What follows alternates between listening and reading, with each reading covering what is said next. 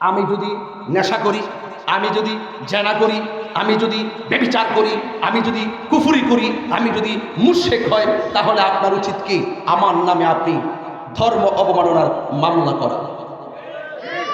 কেউ যদি নবীর বিরুদ্ধে কথা বলে আপনার উচিত কি তার বিরুদ্ধে ধর্ম অবমাননার মামলা করা, নাকি আপনি তাকে ধরে মেরে ফেলবেন? একটি বর্বর ইতিহাস রচিত হয়েছে আজকে। আমি দেখেছি নুরা পাগলা নামে একজন মানুষ মারা গেছে। যদি তার জীবনে অন্যায় করে থাকে, তার জীবনে যদি শিরিক করে থাকে, তার জীবনে যদি ভণ্ডামি করে থাকে, তার জীবনে যদি কোনো ধরনের কুফরি করে থাকে, সরাসরি বহির্ভূত করে থাকে, সে যদি একদিন করে থাকে, এক মাস করে থাকে, আপনি মুসলমান হিসেবে দরকার ছিল বাংলাদেশের প্রচলিত আইনে তার বিরুদ্ধে ধর্ম অবমাননার মামলা করে তাকে গ্রেফতার করানোর কথা বলেন, ঠিক কিনা?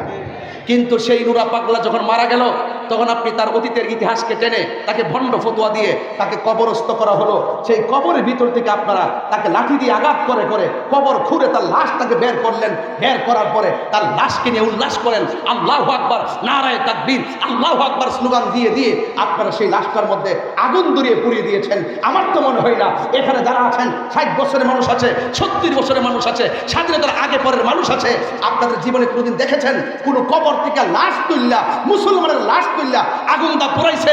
এমন ইতিহাস কি বাংলাদেশে হয়েছে? আমরা কি বাংলাদেশ দেখছি? আমরা কি দেখছি? এই জন্যই বলে যে ইসলাম ছিল শান্তির ধর্ম, আজকে ইসলাম ধর্মটারে উগ্রতার দিকে নিয়ে যাচ্ছেন। ইসলাম একটি শান্তির ধর্ম, মানবতার ধর্ম। এই জন্য আমি বলবো, প্রশাসনকে বলবো, এই ঘটনার সাথে যারা জড়িত তাদেরকে অনতিবিলম্বে আইনের আওতায় আনার জন্য কথা বলে, ঠিক না বেঠিক? আজকে আপনি কোন ব্যক্তি ভণ্ড, কে ভালো মন্দ যখন মারা যায় তখন সেটা আল্লাহর হাতে ছেড়ে দিতে হয়, কথা বলেন, ঠিক না বেঠিক? আপনি বলুন তো, একটা মানুষ মারা যাওয়ার পরে কবর থেকে উঠায় আগুন ধরানো কি ইসলাম অ্যালাউ করে? কথা বলে অ্যালাউ করে?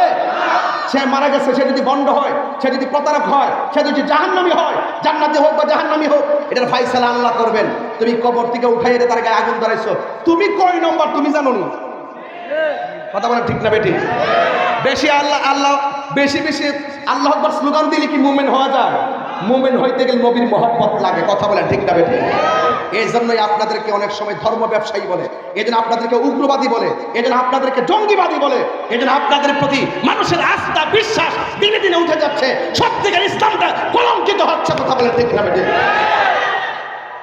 যারা এই ঘটনার সাথে জড়িত অনতি বিলম্বে তাদেরকে আইনের আওতায় আনতে হবে, কথা বলেন, ঠিক না বেঠিক? আমরা দেখেছি বিগত 24 সালের 5 আগস্টের পরে আমাদের 90টা মাজারের মধ্যে আগুন ধরিয়ে দেওয়া হয়েছে। সেদিন থেকে ওই দিন থেকে যদি সরকার তাদের লাগাম টেনে ধরতো, আজকে কবরের ভিতর থেকে লাশ টেনে আগুন ধরাই দিত না, কথা বলেন, ঠিক কিনা বলেন? আমাদের 95টা মাজারের মধ্যে আগুন লাগাই দেওয়া হয়েছে। এই দেশে ইসলাম এনেছেন আল্লাহর ওলিগণ, এই দেশে শান্তির বার্তা ঘরে ঘরে পৌঁছে দিয়েছেন আল্লাহর ওলিগণ। সেই আল্লাহর ওলির মাজার যখন আগুন লাগাই দিয়েছেন, বুঝতে হবে আপনারা ইবনু আব্দুল ওয়াহাব নজদীর এজেন্ডা এই দেশে বাস্তবায়ন করতে চান, কথা বলেন। আহলে সুন্নাত ওয়াল জামাত এগুলো বরদাস্ত করবে না। শান্তিতে কথা বলি, ভদ্রভাবে কথা বলি, খানকায় বসে আমরা মুরাকাবা মুশাহাদা করি, আমাদেরকে রাজপথে নামতে বাধ্য করবেন না, বলে দিলাম, ঠিক কিনা বলেন? এই জন্য ইন্টারিম গভর্নমেন্টকে বলবো, অনতি বিলম্বে সেই উগ্রবাদীদেরকে আইনের আওতায় আনা হোক। আমি আশা করব সকল ধর্মবর্ণ যত দলের লোক আছেন প্রত্যেককে বলবো এই ঘটনার তীব্র নিন্দা জানানোর জন্য, কথা বলে, ঠিক না বেঠিক? এটা অত্যন্ত দুঃখজনক। এই যে আপনারা ভৈরববাসী শান্তিতে আছেন, এই শান্তির বার্তা ছড়িয়ে দিবেন। আপনাদের মাঝে উগ্রতা নাই, নিন্দা নাই, হিংসা নাই এবং গীবত নাই, ঐক্যবদ্ধ থাকবেন। দেখবেন রাসূল পাকের আদর্শ যদি হৃদয়ে লালন করেন, দেখবেন ইনশাআল্লাহ এই সমাজ শান্তির সমাজ হয়ে যাবে, কথা বলেন, ঠিক কিনা? তা আমার নবী দুনিয়াতে এসেছেন হেদায়েতের নূর নিয়ে, কথা বলেন না? আমার নবী এসেছেন অন্ধকার ঘর আলোকিত করার জন্য। আমার নবী দুনিয়াতে এসেছেন অন্ধকার হৃদয়কে আলোকিত করার জন্য। সেই জন্য আমি আপনাদেরকে অনুরোধ করব, রাসূল পাক যা নিয়ে এসেছেন তা আমাদেরকে গ্রহণ করতে হবে।